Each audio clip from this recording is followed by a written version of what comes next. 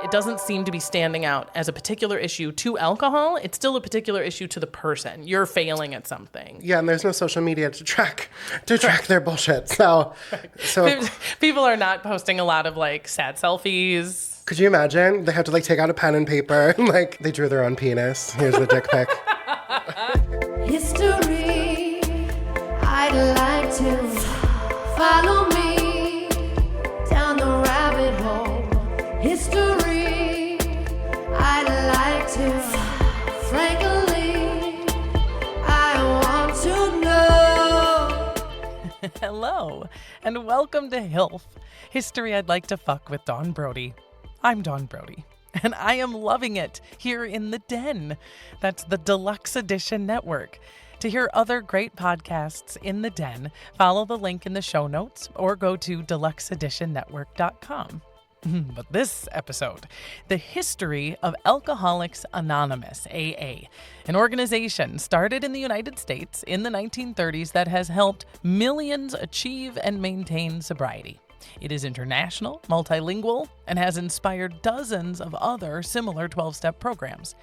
And it has its critics and its defenders, of course, but it also has an amazing origin story, one that stars a series of unlikely heroes. And for a club that by definition is full of drunks, it has always been remarkably scandal-free.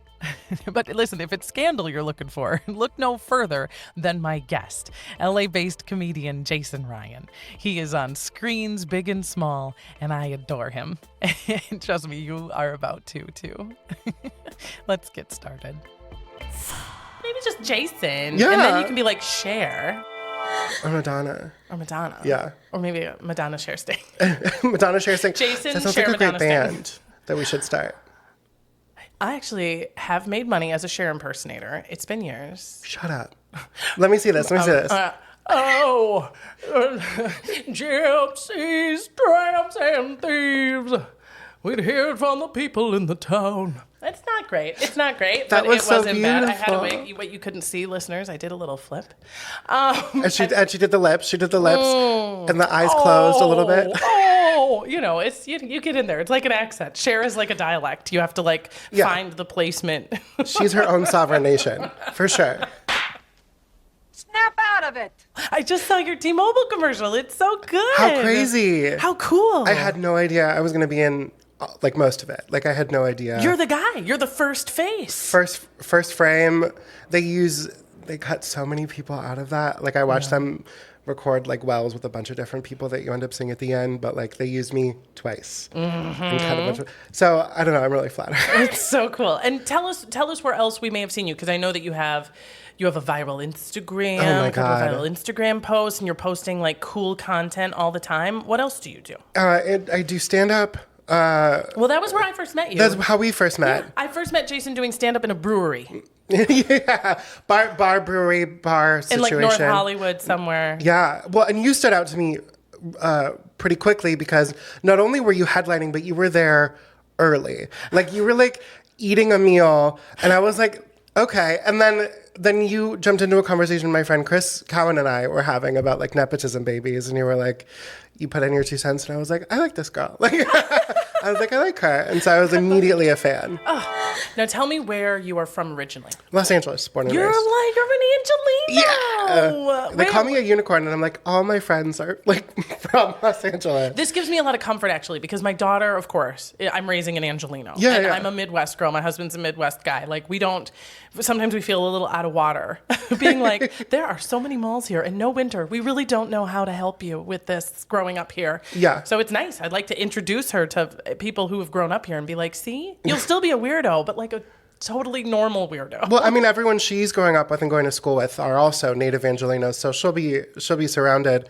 But maybe you could teach her how to deal with like weather like we're having right now, because I am dying. You don't like this? It hit 40, and I don't. You don't ever like go up to the mountains just to like get No. yourself seasoned? No, not at all. I can't handle sand in my feet. Like, what am I gonna do with like snow? Like, it just doesn't happen. It is unusually cold in LA right now. Not only is it below 50, it's snowing in parts of LA County. Like Pasadena? Pouring with rain. Yeah, it's not good. But Yeah. she can handle that. We take her to Minnesota for Christmas. She'll have the full parentheses of experience. You really did your homework, Jason. I said, what would you like me to research? And you came back with choices, girl. You were like, yes, I can't wait to be on the show, which is always exciting for me. And you assigned me AA, Alcoholics Anonymous. Can you tell me why AA was the subject you wanted me to dig in on? Yeah, well, that was the pared down list that I sent you. It was a pared down There was list. more. But AA has always fascinated me because there is so much lore around the group itself because it is anonymous. And also, full disclosure, like I went through a treatment program almost a decade ago. I did about a year in AA and decided it wasn't for me, and I moved on to do other stuff with my recovery. But AA has just always fascinated me. Yeah. Because it's like, does it work? Does it not work? And like, when I was in AA, I absolutely hated it. Really? I hated it. I had a clinician that I really trusted who was like, you should check out some AA meetings. And at the time I was looking for a community. A lot of my friends were still drinking and doing drugs. And so I was looking for like friends who like didn't do that. And I never liked it. I never got it. I never fit in. But you did it for a year. A year. Yeah. I got to like step 7. I didn't even look back over them before today. I was like, Dawn's going to tell me. I'm going to tell you all I think this I got stuff. to 7 and then I was like, peace. Yeah, okay. You know, I was really intrigued going into this too, and I was so glad that you assigned it to me because it's one of those organizations I have no personal experience with. I have never been through AA, and I've never been to a meeting. No one in my immediate family has that I know of. It's so anonymous, though. Maybe. I'm from rural Wisconsin, so we have plenty of alcoholics. I'm just saying no one that went through AA that I'm aware of. But it is an intriguing organization that permeates the culture of the United States, certainly, whether or not you have any direct access to it. People know what the program is. They know what, generally, if you say, I have to go to a meeting, and if there's any kind of like wink nod, everyone knows what a meeting is. And the 12th, we get it. Yeah. This has made its way to us. So let me tell you about I'm so excited. the sources, okay, that I have gone to for this HILFing of Alcoholics Anonymous. First of all, is their own big book. They call it the big book. It is called Alcoholics Anonymous. It is like the one and only like text for folks who are going through the program. It's been around since the beginning of the organization. It is free everywhere. I went to aa.org and read a lot of the digital version, but I guess you can get a hard copy for like $5. Yeah. And they have a lot of their own history, the history of the members. It's got everything you need there. There was also, this is where, my nerd flag really got to come out here and fly.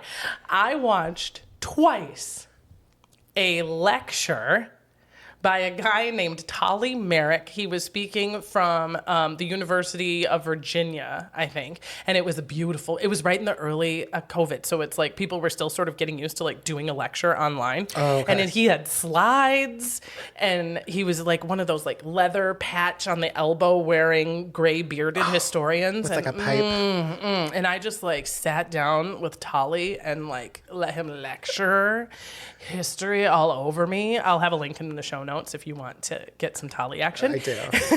And then there was a couple of good documentaries, some that focus on AA as an organization, some that focused specifically on Bill Wilson, who is one of the founders of AA. And collectively, it was just a really, really fun history to research. Yeah. And I can't wait. Are you ready to fuck or what? I'm so excited. Yeah. Okay, let's fuck. So here's my plan.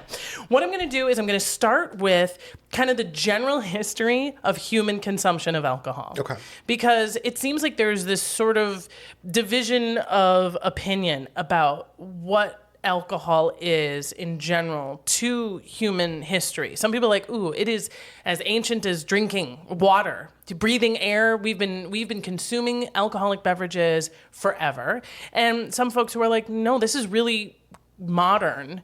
It's like, it's as bad for us as meth. It's just as like unnatural for us as any other drug. It's just that we've had it longer. And the fact is, both perspectives are kind of true in terms of human beings' sort of general relationship with drinking alcohol. Then I'm going to go into the origin of AA and how human consumption of alcohol led us to an organization like Alcoholics Anonymous. And then we're going to talk about sort of where they stand today and where we're at in 2023. You have to admire AA, in addition to however you feel about like people in recovery or how they've helped people in recovery, is that this organization has been around for 88 years. Yeah. And has no scandal, like deep sources of corruption. And part of the reason why is because there isn't really a huge umbrella money-making organization. Every single group is completely autonomous. So even if one AA group is like, girl, they be fucking each other and trying to get money from each other, they're lobbying for a political candidate, it would just be that one group. It doesn't affect any other AA group. It's not AA sanctioned. It's just they do their own thing. Right. Which is, I suspect, sort of good and bad. But you got to admire, I mean, they could have, because you think there's no lobbying group. There's no one being lobbied by AA. Do you know what I mean? Not anymore. There's no one saying, you know, if you want to get the vote of AA members, you need, it just doesn't, there's no like unanimity among AA members other than a desire to stop drinking. Yeah. I imagine that would have been an issue at the beginning, though, when Bill W. was still around. I'm sure the deification of Bill W. was pretty quick. Bill W. The first thing I want to read is from the big book itself, like in terms of like what is AA as an organization. This is from the introduction to the book, 1939. It says, quote, "We are not an organization in the conventional sense of the word. There are no fees or dues whatsoever. The only requirement for membership is an honest desire to stop drinking. We are not allied with any particular faith, sect, or denomination, nor do we oppose anyone. We simply wish to be helpful to those who are afflicted." Did you feel that sense that was kind of what the organization was about when you went into your group? No. And that was my experience. It felt very, very Christian. Yeah. I remember hearing, and again, this was very early in my recovery, but I do remember hearing things like you need to pick like a higher power. It could be a doorknob, which is super condescending in and of itself. I love the idea of that statement. I don't think it bore out in reality. I'm really intrigued to hear about your personal experience with this as we go. Please feel free to stop me, jump in, to give me any like, oh, when I was in, or like, this is my perspective of that. I love it, and I don't mind being interrupted. Yeah. Okay. Perfect. It's fair to say human beings have been drinking forever because in terms of our understanding of human written language, as long as we have been writing things down and we have been able to read the things that we have written down, we've been mentioning the booze. Right? Well, of course. Yeah. I love talking about when I was doing drugs. I was like, I'm going to write this into a song. This is so fun. This is a great song. Exactly right. It looks like if you really want to pinpoint it, it started about 7,000 years ago, so give or take 5,000 BC is our best guess at when we got fermentation, an intentional fermentation of anything. And this is happening in China, Egypt, India, Babylon, and it's wine and it's ales, and the percentage of alcohol is pretty low. We're talking 3 to 5%, so maximum of light beer, your kind of typical ale. And it was considered by all of these cultures, which were very different in a lot of other ways, to be a gift from God and nothing but a blessing. It was safe to drink. It made you feel pretty good. It was a better alternative than water, depending on where you were living. Sure. And it was you were so lucky that you were able to ferment this, and God must love us so much to give this to us. It was only considered bad if you did it to excess, which indicates to us that from the very beginning, there were individuals who were doing it to excess. Right. And that we were able to recognize that there are some folks at some times who do too much and then they're incapacitated. But right before you're incapacitated, boy, it's a fucking blast, right?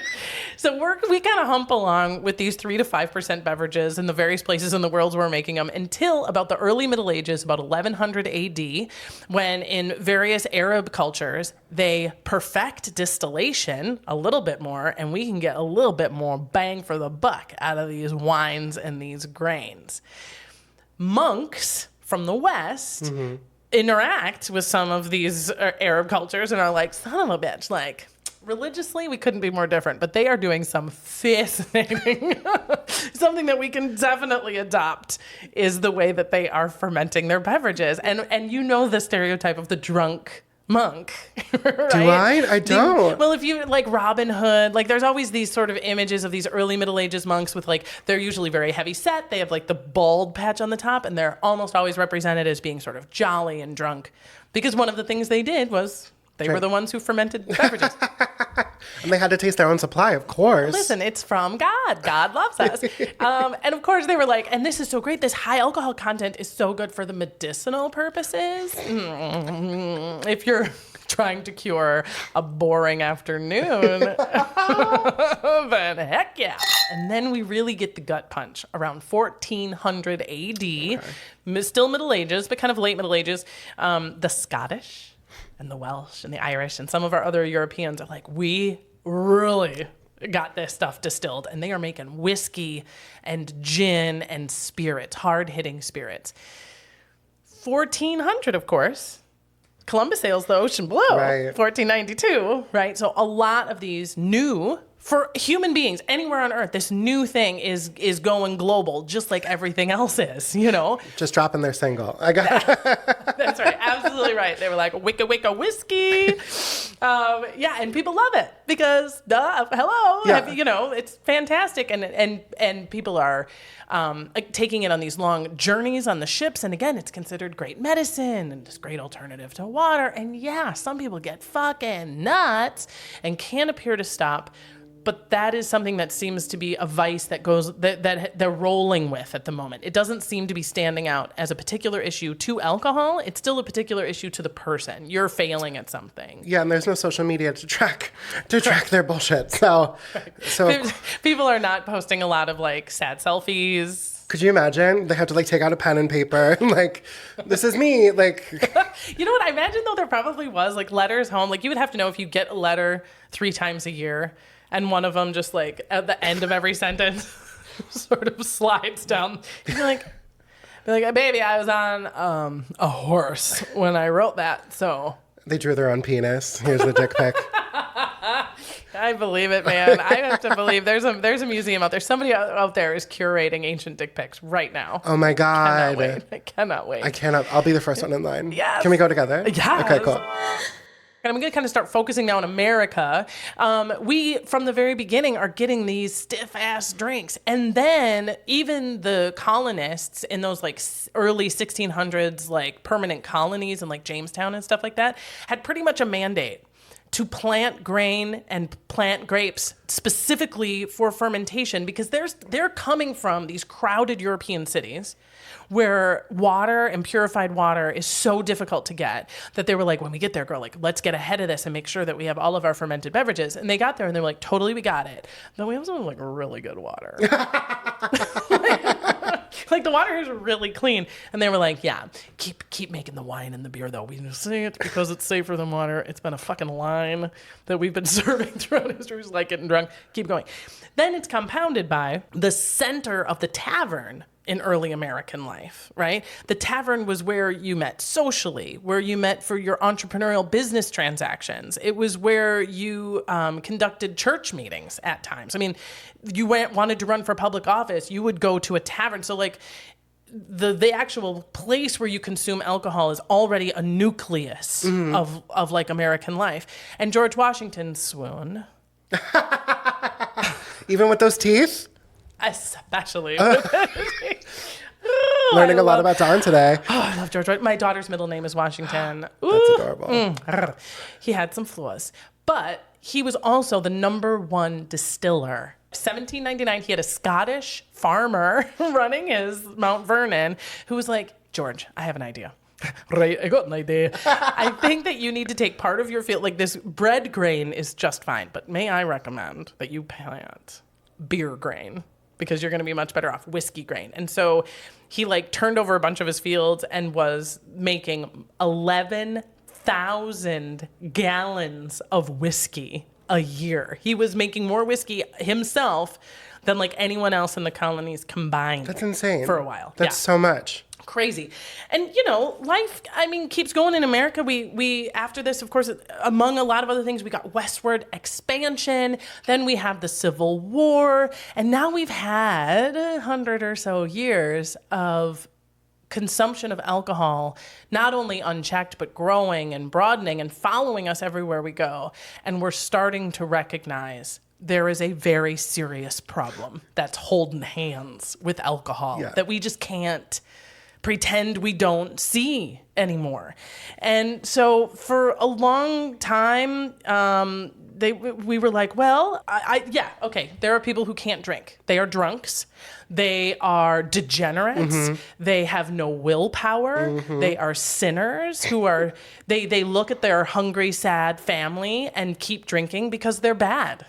And so what do you do with people who are sinful and weak and bad?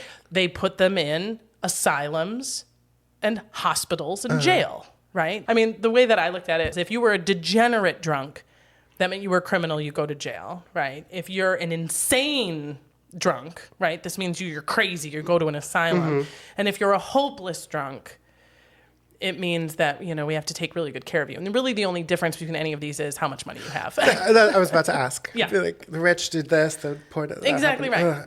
And one of the things that insane is such an interesting part of this conversation around alcohol and alcoholism.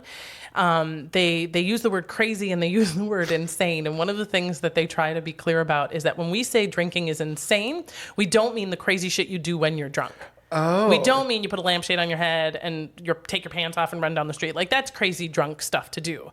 What we mean about the insanity of drinking is that you seem to think, right, the definition of insanity, doing the same thing again and again and expecting a different result. The insanity of an alcoholic is you think you can drink and you won't do what you've done every other time.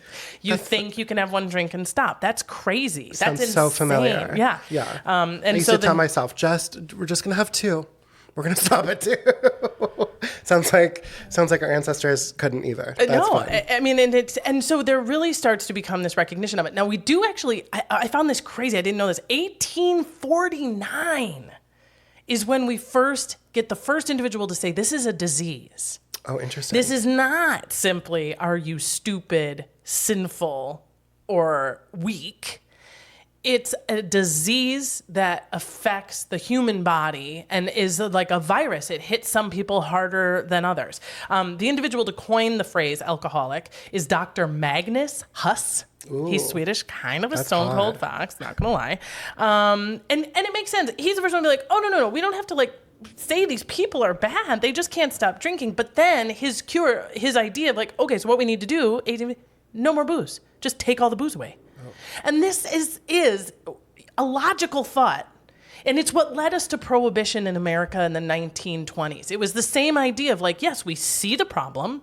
We can separate it from the person's failings and recognize that it is simply really good, well-intentioned, smart, strong people consume this stuff and lose themselves. So we'll just not let them have it anymore.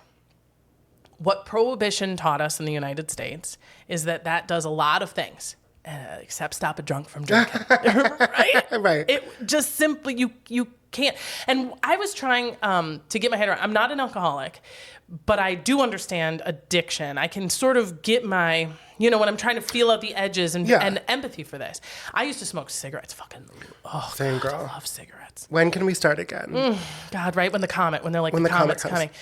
I loved smoking cigarettes. It made me feel cool. I loved everything about it. Then you start to realize, oh my God, I don't feel great. Long term, I don't feel great. And it's so expensive and all of the very logical things that are you have to quit. Okay, so I quit smoking.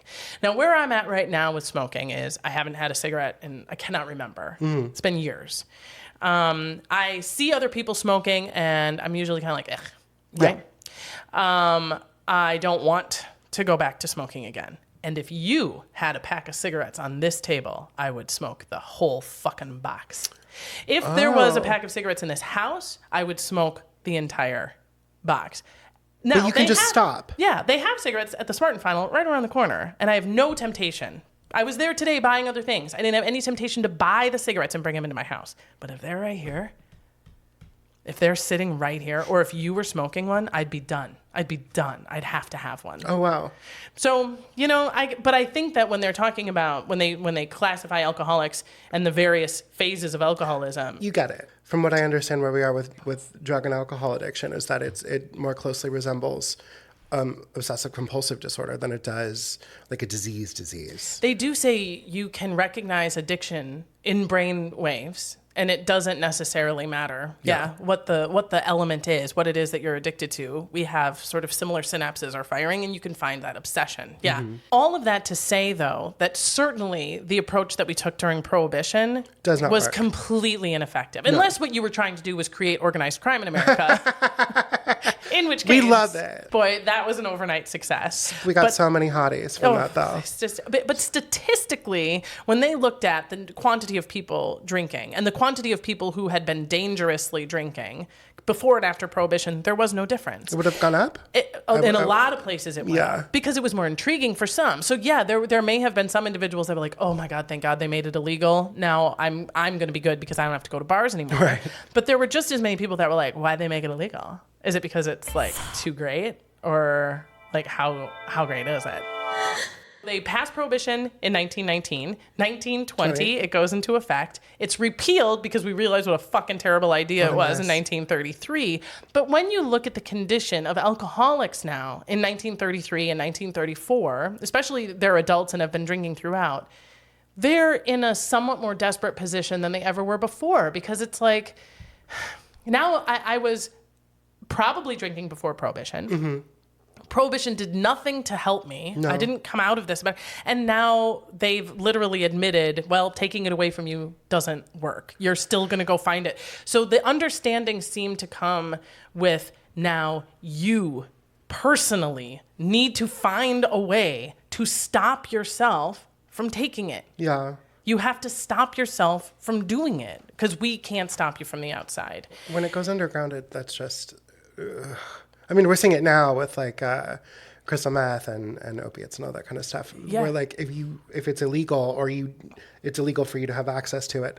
If you have a problem with it, how are you going to come out and go, hey, I have this problem and I need help for it? So I can imagine that only exploded during Prohibition. Yeah, and now, I mean, Alcoholics Anonymous is anonymous for a lot of reasons, and we'll talk about sort of why the anonymity is so key to the organization.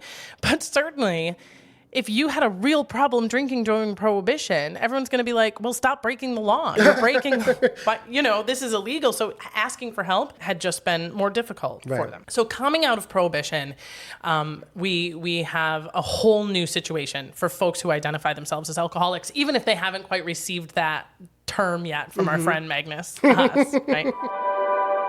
So what I'm going to talk about now is sort of AA's family tree. Okay, so we have all sorts of like seeds and spores in the water now. We've recognized as a world and as a country that alcohol is not going away, and we have a problem with it. So what are we going to do about this? The very first, I like to call it sort of the grandma. if this is AA's family tree, this is the grandma, is called the Oxford Group. Ooh. And one of the things that you said about your experience with AA was that it was a little too Christian. And there is, even though AA is so explicit about it's a higher power, we have no hierarchy, no allegiance to any particular faith or any particular religion, the fact is that baked into the DNA of AA is a Christian basis, and it comes from this Oxford Group. Even though as a Christian basis goes, especially in 1920 when this group was formed, they were non-denominational, which is about as radical as you could get. Sure, yeah. It was like 20s, like 100 years ago going viral. Exactly. So 1920 they call themselves, they coined the name in 1928. It's founded by this guy named Frank Buchanan. And generally speaking, the Oxford Group is just a self-help group. It is Christian-based, but it's not like we're trying to bring you to God. We're just trying to make everybody stronger, better people. Right. They said they wanted to overcome fear and selfishness. They wanted to help people make amends and get right with God. There were no dues, no fees, no hierarchy, and their main goal was just to like spread the word and make people better people. It was very philosophical, very kind of woo-woo for the time, right? So you got the Oxford group, that's grandma, okay? This is your rich uncle. Okay. It's a guy named Roland Hazard III. I love a third, a fourth. My favorite. I do too. I mean, it's like, his dad was Junior. Yeah. What comes after 3? Yeah. And Roland Hazard, I get it. You keep that name everybody gets that name. That's a porn name for sure. Name. Well, in Roland Hazard, going on, okay? Roland is handsome. Ooh. Roland is rich. Ooh. He comes from one of the finest families in Rhode Island. They got this huge textiles company. He went to Yale. His wife went to college. 1880s, your wife goes to college. Come on, these guys are as rich and as well connected as you can get. And he is a quote unquote hopeless drunk. I love him so much. I love him so much. And what we know, as we've already talked about, which is like, are you a degenerate? Are you a crazy? Are you whatever? Depends on how much money you have. Roland, of course, is one of those sad, hopeless drunks that needs help, right? Because he's so rich and so handsome. But we also know that the amount of money you have, don't do it.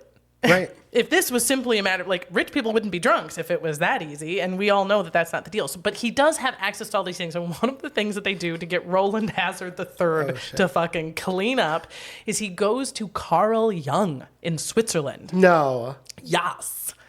And he dries out in Switzerland, Girl. would come back to Rhode Island, get drunk. He goes to fucking Switzerland to dry out with Carl Jung twice. And Carl Jung, if you don't know, is a pretty like open-minded dude. And he says to Roland Hazard III, buddy, this isn't going to work. I can dry you out. I cannot stop you from consuming alcohol. I'm going to tell you the only thing that will help you. Spiritual awakening. Oh. And Carl Jung says, look, I don't know. I'm not, he's hardly a faithful icon, Carl Jung, right? But he did seem to understand that this issue of alcoholism had 3 sides. It was a physical addiction, it was a mental addiction, and there was a spiritual element. And he said, the only people I've ever heard of in your condition that have kicked it had to have a spiritual awakening. Interesting. I can't really tell you anything other than that, other than don't come back here because I can't give you anything more. So Roland's like, spiritual awakening, copy. And he really, God bless him, wants to get clean. So he comes back to New York and finds the Oxford group. Uh-huh. They are, quote, spiritual girl, and they are awake. So he goes to the Oxford group and has a spiritual awakening and gets sober. Mm-hmm. One of the things, because Oxford Group is evangelical to a certain extent and kind of a pyramid, like spread the word, Roland then converts and helps bring to sobriety this guy named Ebby Thatcher. Okay. The third, the fourth? Sadly, I think he's the only of his name. Disappointing. Which is Ebby Thatcher. It's no Roland Hazard, bless him. So Ebby Thatcher also achieves some level of sobriety. I don't think that he has maintained sobriety his whole life, but he does really good. He has like a couple of relapses, but he does really, really well. And Ebby Thatcher then finds another hopeless drunk named Bill Wilson. Mm-hmm. And Bill Wilson is the daddy. He's the father of AA. He is the star of this story. He's a really intriguing figure. And we are going to talk more about him when we get back. Oh my God. This podcast is part of the Deluxe Edition Network. To find other great shows on the network, head over to deluxeeditionnetwork.com. That's deluxeeditionnetwork.com. Hey, this is Sammy. I'm here with my hetero life mate, Yen. Hey, Sammy. Hey there, Yen. How you doing? I'm doing pretty good. So, we are part of the Barrel Age Chicks. And who else is part of us? Oh, we got Harley, Snow, and Crystal. And ourselves, of course. Mm-hmm. If you like hearing about movies, podcasting about movies, if you like hearing about music, or pretty much anything, come and check us out. Come hear the chick side of things. We can be found on Spotify and Anchor. And we are also under the Deluxe Edition Network. Come on out and hear the chick side of things. Come on. Hey, before we get back to the old TNA of AA, a request to please take a moment with whatever platform on which you're listening to leave us a rating and a review. Oh, it keeps the history coming. And to ensure that you're never the last to come, don't forget to subscribe and... Follow me, follow me, follow me, follow. Follow me, follow me, follow me, follow.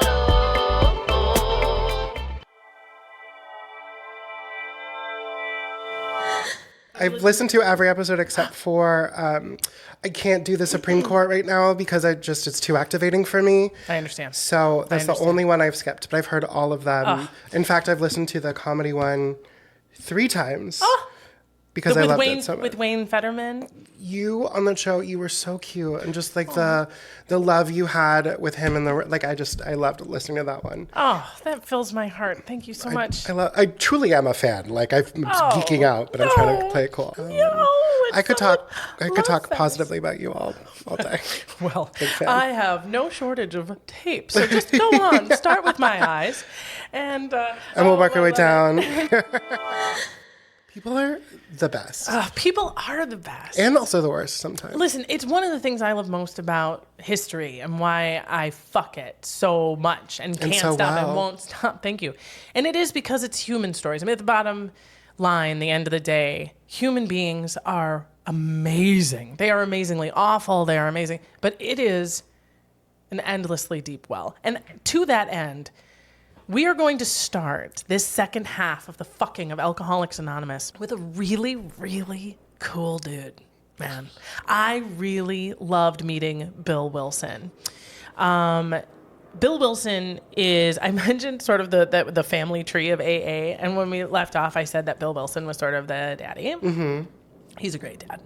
I mean, as dads go, he's a drunk. But Yeah. Lots of drunks have turned out. Sure. At the end of the day, to be good dads.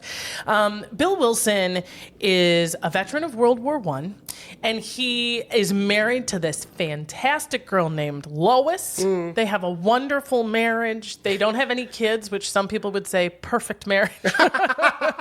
No, B, she doesn't mean it. No, I'm kidding. But they're very happy. They get along great. They have, everything's going great. He's a successful stockbroker in New York and a hopeless drunk.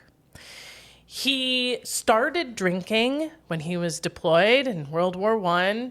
He found it was the way to feel confident. It was the only way for him to be able to talk to people that he had just met. He was utterly transformed and became addicted really quickly and couldn't kick it. Mm-hmm. He's also really good in the New York Stock Exchange. So he moves his way up and is doing really well, but is so quote unquote hopelessly drunk that any time that it comes to toasting to a good deal, Buddy goes tits deep in and is days long bender and just humiliating.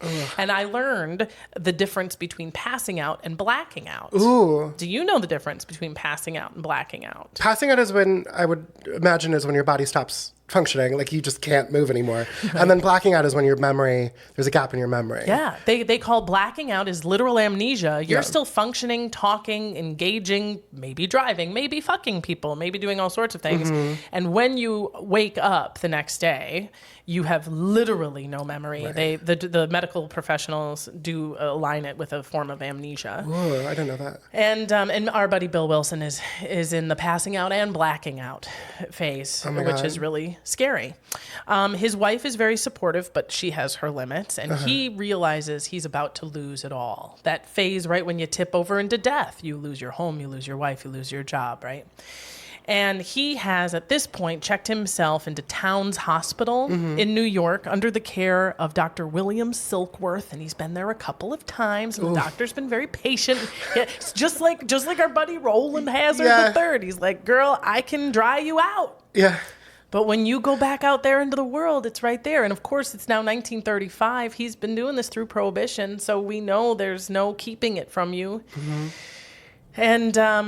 And so he's like, Dr. Silkworth is like, but just remember, and this is key. I mentioned that in 1849, Magnus Huss calls it a disease for the first time. It's called alcoholism. Right. This message, this idea has sort of filtered down at this point to Dr. Silkworth in New York. And he's like, it is a disease, buddy. Don't beat yourself up too bad. And he explains to him that willpower is no more a cure for alcoholism than it is for tuberculosis. And he really comforts Bill Wilson in sort of removing that idea that you're a piece of shit because you can't kick the habit, you know? And you really can't believe you're a piece of shit or you won't be able to kick the habit, right? Sure. And again, just like Carl Jung, he's like, you need to probably find some sort of spiritual awakening. And it is at this point that he makes the acquaintance of Ebby Thatcher. You may remember, right? I'm getting the look on your face from, I remember. from part one, Ebby Thatcher.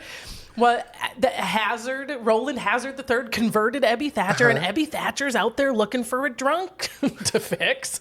And our buddy Dr. Silkworth hooks him up, and Ebby comes in and is talking to Bill Wilson, and he says, you got to find a God. And Bill Wilson's like, I don't, buddy, no. He's really uncomfortable with the God stuff. He doesn't consider himself faithful at all. And at this point, he's like, I've been to church enough. You know, if the good Lord was going to take this from me, I've already tried. Sure. And he goes out that night and gets drunk. He gets out of the hospital. Bill Wilson goes out, gets wasted, and then shows up wasted to Ebby Thatcher at the Calvary Rescue Mission and is like, all right, let me give it a try. I'm so fucking desperately drunk all the time. I can't help myself, please, right? And he converts to Jesus, has this huge moment in a church with the Calvary Mission, goes back to his wife Lois, and is sober for 24 hours. Woo! Fuck. Goes through it again, goes back to the hospital, and says, you told me to get a spiritual awakening. I was a fucking idiot, Ebby Thatcher. I found Jesus, I saw the light, and then here I am, drunk again. And one of the things that he gets at this point in Towns Hospital is the belladonna cure. And one of the things that is included in the belladonna is a hallucinogen. Oh. Now, I've not exactly been able to trace just how close this is to like psilocybin, LSD, but it certainly solicits some similar sounding experiences, including hallucinations. Is belladonna a plant? Yes. Okay.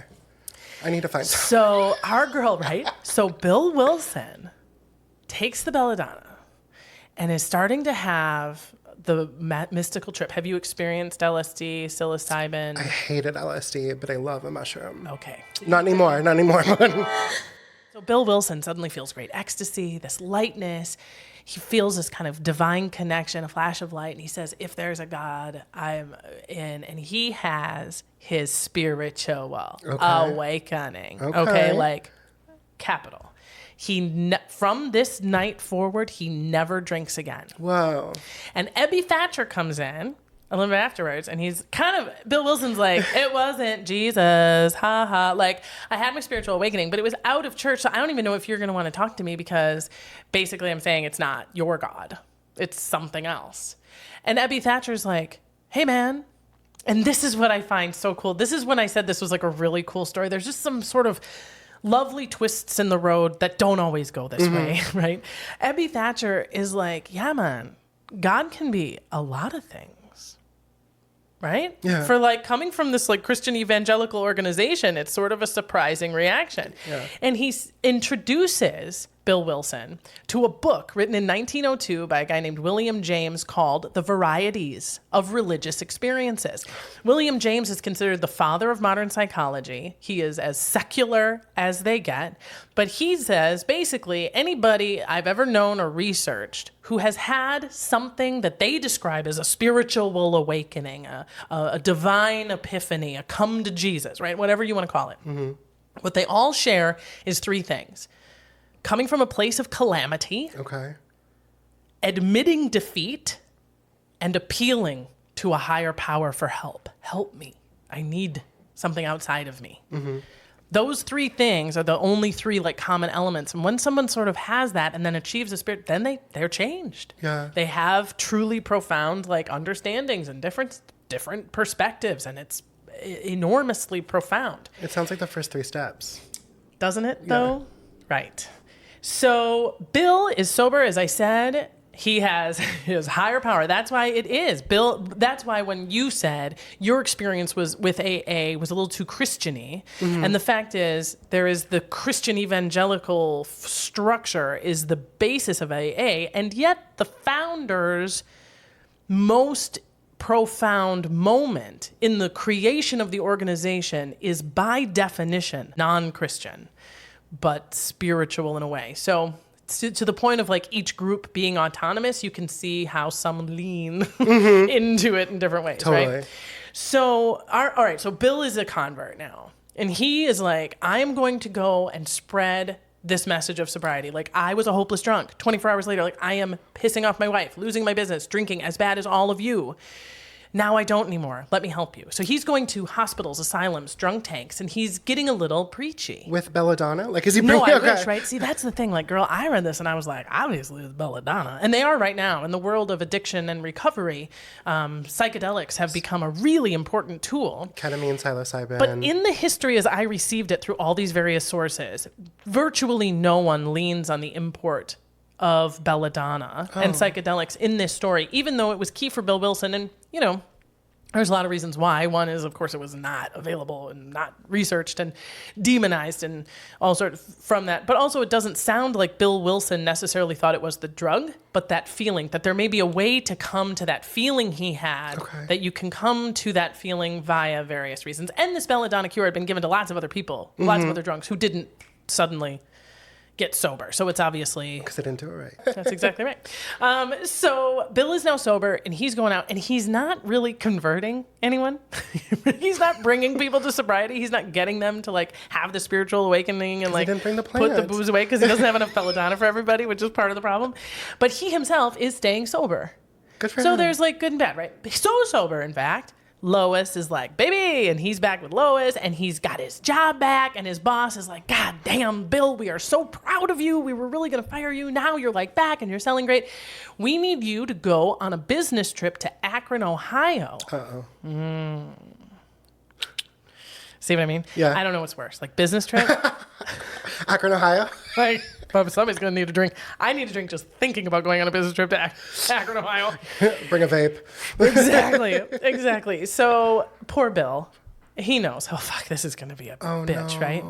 And he goes and he kind of kisses Lois goodbye. He's like, see you later. And he's been down this road before. It's always been a trap for him. He's gone on business trips and he's 3 days in the bucket. Like, we always know that this is always bad. Does he ever say why? Why particularly business trips? Is it boredom?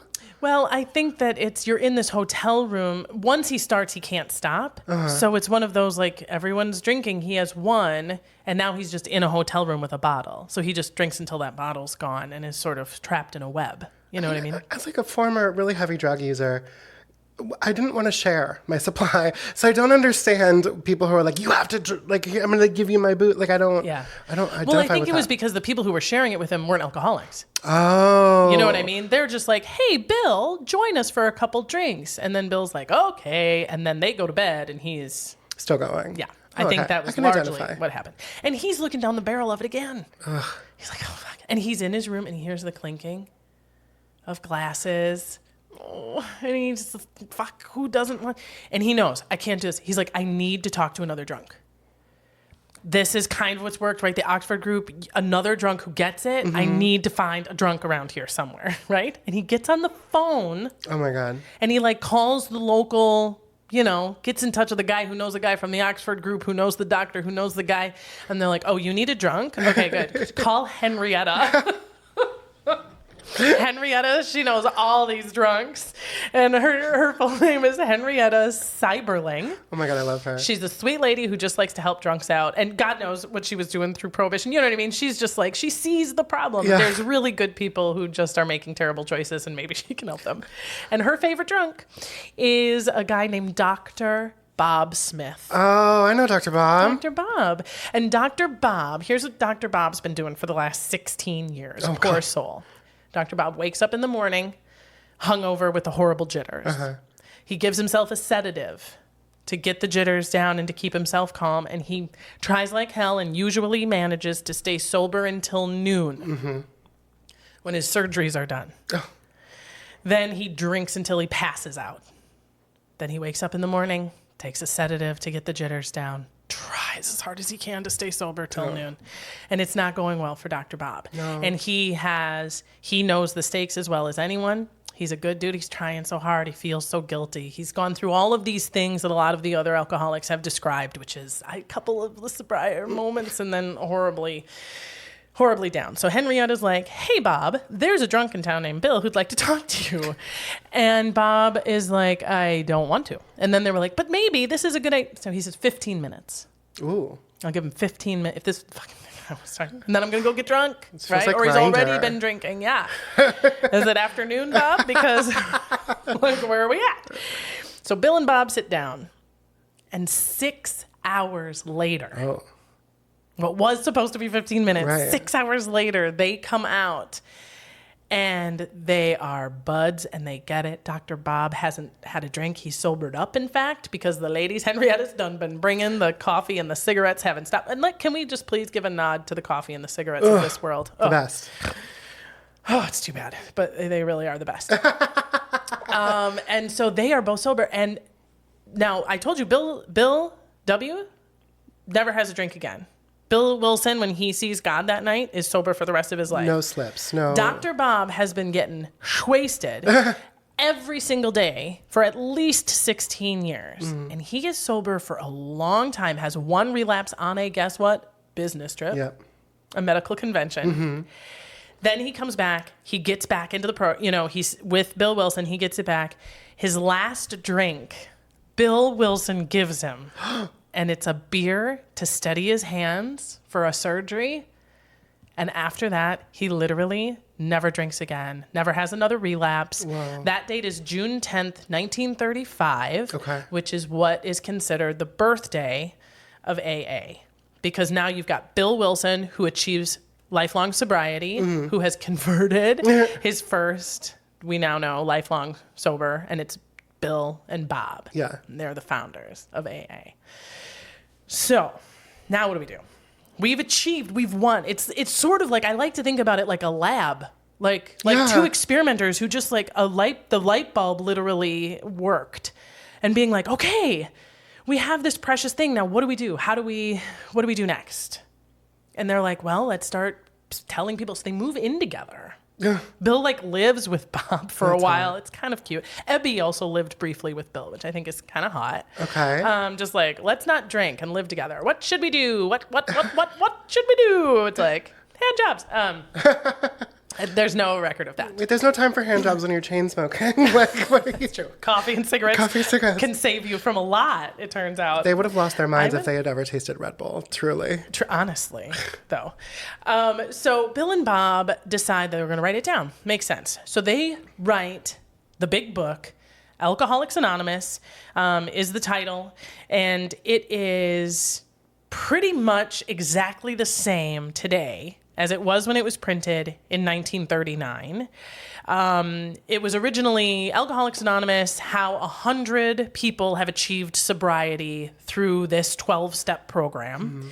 It is now, of course, well over 100. The introduction is exactly the same, and then it goes through the 12 steps, and then it's got stories from specific individuals who remain anonymous that generally tell how they began drinking, how bad it got, how many things they tried to get sober, then how this program worked for them, and how long they've been sober since. And so the thing that really changes with their republications every decade or so is update on the stories and the individuals and their experiences. Quick question, because I remember reading it and reading this. All the stories had the same vibe. Like all of them are written in very much the same way.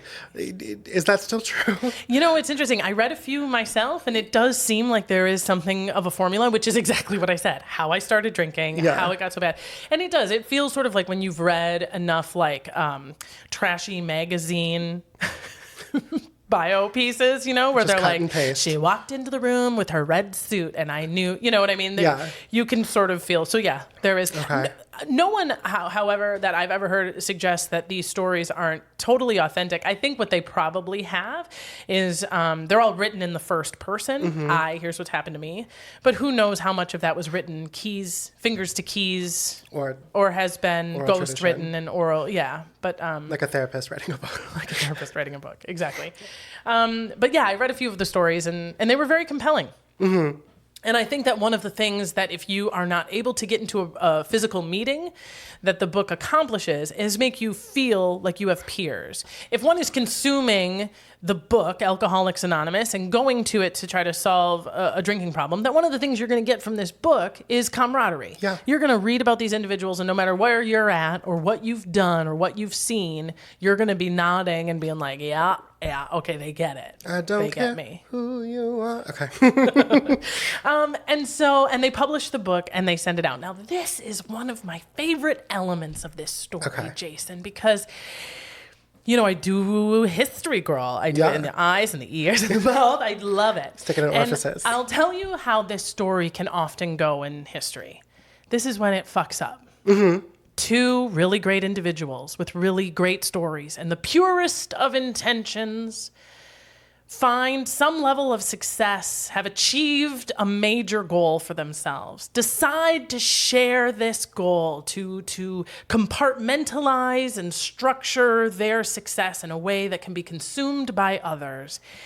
And then it's usually right here where if it's going to turn evil, for lack of a better word, turn dark, get to be a sore in the history of humanity. It's here. I have the book. I've written it down. I will sell it to you for $19.99. You're going to purchase it again every other year. There's also an audio program. We've cornered the market on what the 12 steps are. The 12 steps are now trademarked. Do you know what I mean? Yeah. And if you want to go to our licensed facilities, you have to pay us 20%. And it could have gone that way right away. Easy. Or a spiritual. They've said higher power, and they've kept it sort of ambiguous, but they can really commodify what that higher power. It's the AA higher power. We speak to them every night to pray to the AA higher power. You will have to recognize us as some sort of priests. Right? I mean, the pages of history are filled with this. Among the things that makes the story of AA unique is that not only did they not do that, they never did that. No one has ever done that in here, and it's lovely. Yeah. And it could have. They asked J.D. Rockefeller for money. They said, we have this book and sobriety, and you see it's working. Can we have $1 gazillion to spread the word? And he said, no, I'll give you $5,000 to print it.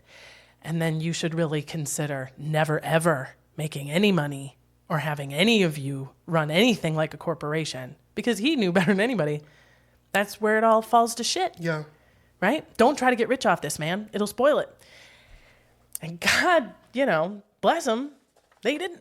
Right. And so they wrote down in this book, there no dues, no hierarchy. Every group is its own. I mean, it's laid out in there, and these 12 steps.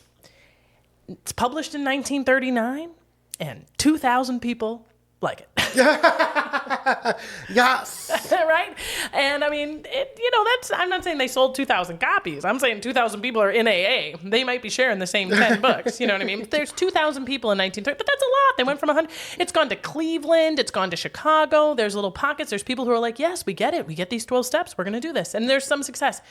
Then, 1941. Just like every artist, just like every organization, they go viral. Okay. The Saturday Evening Post publishes this beautiful article called The Drunkard's Best Friend. Ooh. And it says there's this program called Alcoholics Anonymous, and they have this book, and all these people are achieving the impossible. And everybody in America at this point, just like now, knows and loves someone with an addiction of some kind that they see taking their lives from them, right? Yeah. So this is when AA hits the big time. That article was published in 1941. In 1942, their membership has tripled to 6,000. By 1950, it's 90,000. Super important. 1956, the American Medical Association defines alcoholism as a disease. This is huge for several reasons. One is the psychological impact that has on alcoholics and non-alcoholics alike to recognize this as something other than just being a sinful piece of shit, which is still where a lot of people start, right? What's wrong with me? What's wrong with you? You're not just an asshole anymore. I'm not just an asshole anymore, right? And it defines it's a primary disease. It comes, right, organically from an individual. It's chronic. It is progressive. It is symptomatic, and it is fatal. if untreated. This is all from the American Medical Association, which of course the other 56. thing, and then the other thing that this does, in addition to like how it affects the psyche of people, is insurance companies. Because if it's defined as a disease, it means they need to start addressing it, which is again in the plot of this story where AA could have gone, Bad, yeah. oh, it's a disease and insurance companies are covering it. You just pay. It could have immediate, but they have baked into their introduction. I read to you at the beginning, no dues, no fees, no membership. Right. And that is from great grandma, the Oxford group, right? By 1975, there are 500,000 people in AA. By the early 80s, it's 1 million. By the millennium 2000, there were 2 million people in AA. In 1945, there were about 500 groups. Today, there are 125,000 groups in all 50 states in 180 nations. Wow. There are over 25 offshoots of this like structure of like the 12-step higher power, from Cocaine Anonymous, Gamblers Anonymous, Overeaters Anonymous. There's so many that sort of follow this structure. So what I'm going to do next is talk about that structure, what an AA meeting is and what it's like to kind of encounter AA today. And when was the last time that you attended an AA meeting? I haven't been to a meeting, oh my God, since either 2014 or 2015. I can't remember. See, and I was told when I moved here that if you wanted to see a celebrity, the two best places were Runyon Canyon and AA meetings. Yes. It's still true. So when you decided you needed a meeting, did you already know where you were going to go, or are you looking at like a directory for like what's near you or what's happening? There's definitely a directory that anybody can access if they're really having a hard time with alcohol. I was suggested a meeting by the psychotherapist when I was in rehab. So she's like, "This is a gay meeting. Go to West Hollywood. Go to a gay meeting. Find yourself some sober gay friends." Great. And so that's what I did every Saturday for like a year. I went with my closest friend in rehab, and we would go to the meeting in West Hollywood, and then we would go to swingers. That was a hell of a Saturday night. It sounds like there's, give or take, 6 different types of meetings. Okay. There's open meetings, which means literally anyone can go. You don't even have to identify as an alcoholic. You can just go to like see what happens here. Have really bad hot dog water coffee. Right. You can do your celebrity sighting, right? But you still have to be anonymous and you can't talk about anybody. Can't talk about it. And then there's closed meetings, which are for self-identifying alcoholics only. Speaker meetings, which is apparently either invited speakers that are delivering a particular message or a member who is going to tell their story. Discussion, sort of sitting in a circle style, sharing at the same time. Big book meetings, where they read from the Alcoholics Anonymous big book. And step meetings, where they focus on one or several of the 12 steps and how they're doing on those. There's they encourage donations if you can. You're asked to serve, set up chairs, or clean up. And then sponsor other people. Does that sound like your experience? Yes, I did a combination of open meetings, a lot of speaker meetings. It's so funny because the place I used to go to was right across the street from the Log Cabin, which was the really, really popular like gay meeting spot, and they would do speaker meetings. It got to a point though where I was like, you guys are just doing a tight half hour on like, I'm like, we get it. You've perfected your thing. We've seen it before. Let's get something new on that stuff. That's right. And I'm going to need some more hazelnut creamer over here. Yeah. I mean, at a certain point, it all starts to sound very similar. Like you were saying with the stories at the beginning, you're just like, okay, issue, problem solving. Yeah. Now here's where I am today. Yeah. So it got very frustrating to hear after a certain point, this has actually been super healing because I did not leave AA happy. So what I want to do now is go through the 12 steps. Oh my God. Okay. Now, and you jump in again. Yes, please. Okay, so my understanding is that they are progressive. Yes. You start at 1 and go to 12, but they aren't necessarily in this order. Like you could just do, like you want to do them all, but if you need to skip 6 and do 7, you can do that. Is that not how you experienced it? My experience was that if you were like having a super duper hard time, you could jump around and skip 6 and go straight to 7 or 8. I just left the group. You left the group. I just left the group. Yeah. But from what I remember, I feel like we could pare these down to about 8 steps. Okay. But we'll see if this Okay. this All right. matches. The 12 steps as presented by AA. Step 1. We admitted we were powerless over alcohol or cocaine or gambling or whatever 12 steps you're in. That our lives have become unmanageable. Check. Step 2. Came to believe that a power greater than ourselves could restore us to sanity. I talked earlier about not like the crazy shit you do when you're drinking, but this insanity of thinking you can just keep doing this and somehow something's just going to organically change. I can just do a bump. No, no problem. And this is where the greater power, they said specifically that the greater power can be this group. Right. Like the higher power can just be the 5 people in this room are collectively the higher power outside of myself. Mm-hmm. And there is a chapter in the big book, I read it, called For Us Agnostics. Mm-hmm. So for whatever reason, they really do put it in print. Step number 3, made a decision to turn our will, our lives over to the care of God as we understand them. Doesn't that kind of sound like 2 to you? Yeah, it does kind of. Well, maybe 2 is like, okay, I believe that a higher power can restore me to sanity. Mm-hmm. Sure, I believe that. Mm-hmm. And then step 3 is I've decided to give that over to the higher power. That seems like 2 steps. They could be separate paragraphs, or they could be the same paragraph. Little baby steps. Depends. Little baby steps. You know what? He started with 6. This is true, and was like 12 sounds better. So some of these I think are. Well, how many apostles were there? That's exactly why he did 12. Yeah. Bless his heart. Number 4, made a searching and fearless moral inventory of ourselves. Moral inventory. That sounds helpful. That sounds like everyone could do a thorough moral inventory. Absolutely. How was that step for you? How'd I fuck? Like thinking about how I fucked up and who I needed to apologize to. Yeah. Super helpful. Who doesn't need that? Now, everything from this, that last step 4 on down, is pretty much lifted from the Oxford group. Mm-hmm. Great grandma. So step number 5, admitted to God, to ourselves, and to another human being the exact nature of our wrongs. Mm-hmm. Confession. Yeah, that's usually when you would sit down with your sponsor and go, here's how I fucked up, and here's when, and here's why, and blah, blah, blah. Which is, kind of feels not great. Sure. Well, and just in terms of like you have people who are not therapists who are attempting to therapize. Sure. So I remember being really uncomfortable during this point. And I do remember hearing stories about people who would do step 5 with their sponsor, and their sponsor would at a later date hold whatever thing that they've done over their head later. So it was like, can get kind of icky. That's tricky. And it's tricky too because it's a very sort of universally understood lowercase italics good thing to do, which is confess. Talk about it. Say what you've done, right? But like, not to just anybody. Right. Not just not anywhere. Right. I can see that.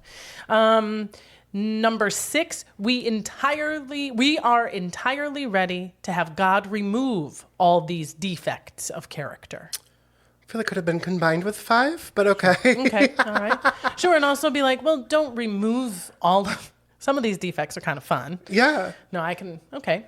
Number 7, humbly asked him to remove our shortcomings. Again. See, these are all very good. They are great. And again, this is why when you read these, if you are sort of spiritually agnostic and self-defined, fuck you as I am, why and how AA could have this as their 12 steps, the 12 steps, the thing we all know, and never been dogmatic, authoritarian from an overlying, that an individual group may be. Sure. Is something. You know what I mean? They obviously didn't take these steps to the worst case scenario that we can both imagine. Right. Do you know what I mean? Right. Number 8, made a list of all persons we had harmed and became willing to make amends to them all. Very helpful. Very helpful. Very. What a wonderful idea. This is where I stopped. So you did. Okay, so you made the list of all the people you've wronged, and then after that, make direct amends to such people whenever possible, except when to do so would injure them or others. Right. I think that's an important step because I do know that there's some like, you come clean over there. I don't need you to come clean with me. Right. And that's important to recognize. There's some people who don't want to talk to me, so I'm just like, I can keep my side of this. But you're on my list. You're on my list. I put you on my list. I'm going to leave you alone, but you're on my list. Yes. Number 10, continued to take personal inventory. And when we were wrong, promptly admitted it. Mm-hmm. So you can jump over. Yeah. You did that one. Number 11, sought through prayer and meditation to improve our conscious contact with God as we understand him, praying only for knowledge of his will for us and the power to carry that out. That's where the 12 steps, I feel like, takes a tonal turn. Yeah. Because, like, it feels very lifted from somewhere else. Because the other ones feel like they were written by the same person, and then that one feels not written by the same person. Sure. And then they do make a point of putting always, as you understand, Right. like, there's all these disclaimers for all the people who are like, I don't like that stuff. And yet, at the beginning, meditation. Who can't benefit from a little regular meditation, right? We love a good meditation. And step number 12, having had a spiritual awakening as the result of these steps, we tried to carry this message to alcoholics and to practice these principles in all our affairs. There you go. Yeah. 1 through 12, baby. 1 through 12. There's no fighting, apparently. In any AA meeting, no fighting, no confrontation. No There's no crosstalk. leaders. There's no, that may be a group's individual rules. No CEO. They call anyone who's sort of in charge or leading is just a trusted servant. Outside issues, it's believed, will erode the fellowship, so there's nothing political. I imagine that is always very difficult, but particularly right now. And I thought this was really interesting. Why the anonymity is so key to Alcoholics Anonymous. Why do we remain anonymous? And why do we require you to remain anonymous? Right. Because it's not just like you're welcome to come and you don't even need to say who you are. It's like, no, don't say who you are, right? The first is to spare the members the stigma of being an alcoholic. I mean, our first two members is our important stockbroker and a doctor. You can see why they weren't really eager to be the poster children for alcoholism, right? The second reason is to prevent the organization from really public, high-profile people being like, I am the face of AA. And one of the problems with that is that people's egos then start to be like, everyone knows me and everyone knows that I'm the one who's achieved sobriety in AA and I'm this big AA star. Therefore, I'm better than the rest of the drunks. I can probably have a drink or two and not fall into the hole. Like, it tends to just defeat an individual's actual journey to sobriety to like publicize who they are. Yeah. And then the other side of that coin is if they relapse, these very non-anonymous, high-profile people look at me, I'm the face of AA, they suddenly relapse. Now AA looks like they don't work, and it can bring the whole organization down. Right. I just thought that was like a really thorough explanation for why. Before we go, I just wanted to briefly mention Lois Wilson. Yes. Do you know anything about her? No. It was Bill Wilson's loyal wife, right? The one who was just like, you're not making that money on the stockbroker and you're just such a hopeless drunk. But she stayed with him, through the whole thing. And when he started Alcoholics Anonymous, shortly after that, in 1951, she started Al-Anon, which is for people who are affected by the alcoholism of others. And then in 1957, she started Alateen, which is for teenagers who are specifically affected by the alcoholism of others. And I know a lot of people who have found great community within Al-Anon and Alateen because it doesn't matter what the alcoholic is doing. If they're in recovery or not, if they're in 12 steps or not, it's just sort of a way to share, like, and you don't have to say my dad's a drunk. Like, the anonymity isn't only for you, it's for the individual. Like, I want to be able to talk about what's going on, but I don't want to have to say who the individual is because I'd be, Yeah, my dog. Exactly. This was really fun to revisit because, like I said, I didn't have a great experience. I think that sometimes going back to the origin of something, whether you love it or you hate it, can always give you, if nothing else, a new perspective on it. It's why I love history in general and why I have had so much fun fucking the history of this. You did in such particular. a thorough fucking too. So deep, so thorough. Listen, Jason Ryan, I adore you. Tell me that you will come back and be a guest again. 100%. I'll give you one of the other 24,000 other topics. I love you, Don. Oh, I love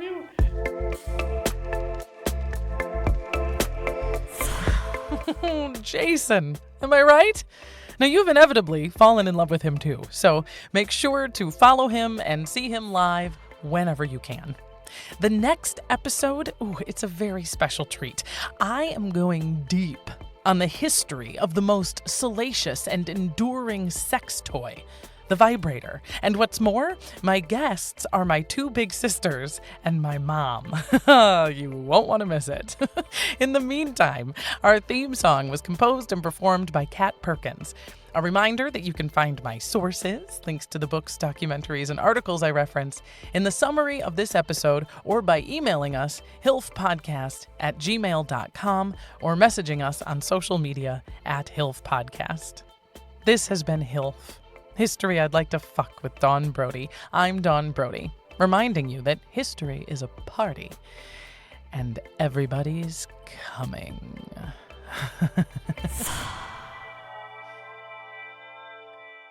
That's fucked up. This is That's So Fucked Up, a podcast about cults, murder, and other fucked up stuff. Like really, really fucked up stuff. He cut off her nipples, tore out her heart, tied it to a rope, and hung it on the wall. After spending 3 years really tapping into her divine feminine, she finds out she's divine masculine. That's a mind fuck. Yeah. How much of a mind fuck is that? Fucking sharks ate Mark under the dinghy. After his dad dies, he fucking marries all his dad's wives. Oh, yeah. Okay. Yes. He marries all his stepmoms. There was this egg thing where you line up 7 or 8 guys side by side. They lay on their backs with their eyes closed, and whoever is the alpha in the room, they crack an egg into that person's mouth, and then they pass the egg mouth to mouth until they get to the end of the line, and then the last person has to swallow the egg. Ugh. And they're naked? Did you say that? It didn't say if they were naked. Okay, I just feel like they But probably they could be. We're your hosts. I'm Ashley Richards. And I'm Michelle Mosier. Join us on Apple Podcasts, Spotify, And everywhere you listen to podcasts.